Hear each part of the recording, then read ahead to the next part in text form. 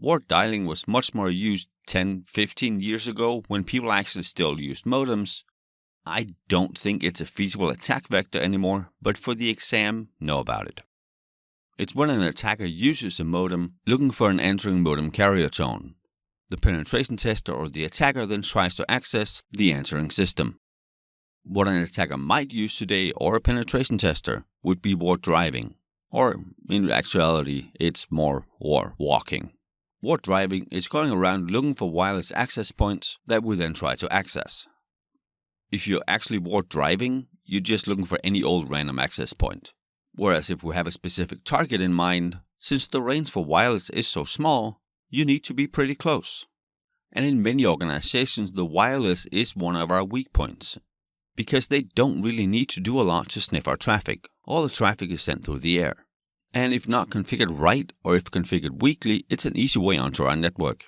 And as part of the penetration testing, they would most often also use network attacks. That could be the client-side attacks we talked about earlier. That's the client going somewhere, to a website maybe, and downloading a malicious payload, or the malicious payload being part of the reverse traffic. Since we are initiating the traffic, these are often much more successful than the server-side attacks.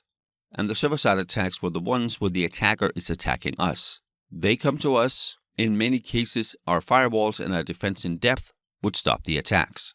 And then finally, web application attacks. We use a ton of web applications in our day-to-day lives. Some we could house in-house, some could be software as a service.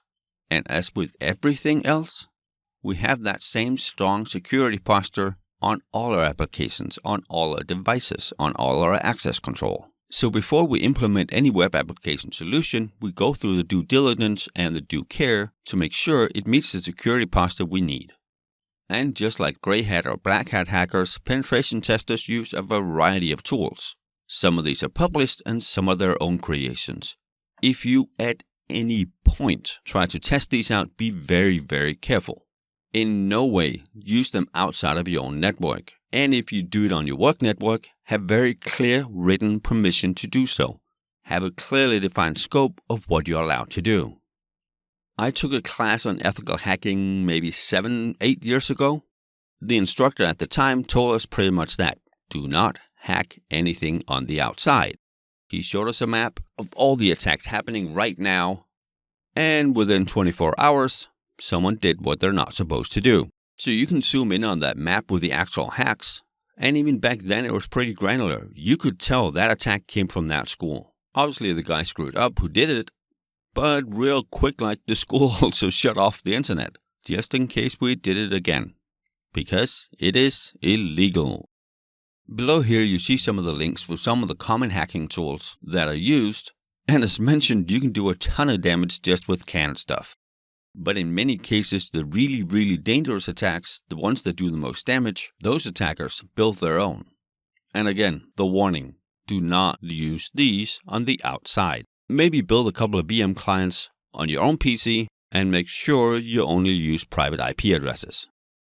Back in the day when I went to that ethical hacking class, there was just a little pin in the map where the attack originated from, kind of like Google Maps. But now it's obviously much more advanced. If you go to maps.norsecorp.com, you can see something like this.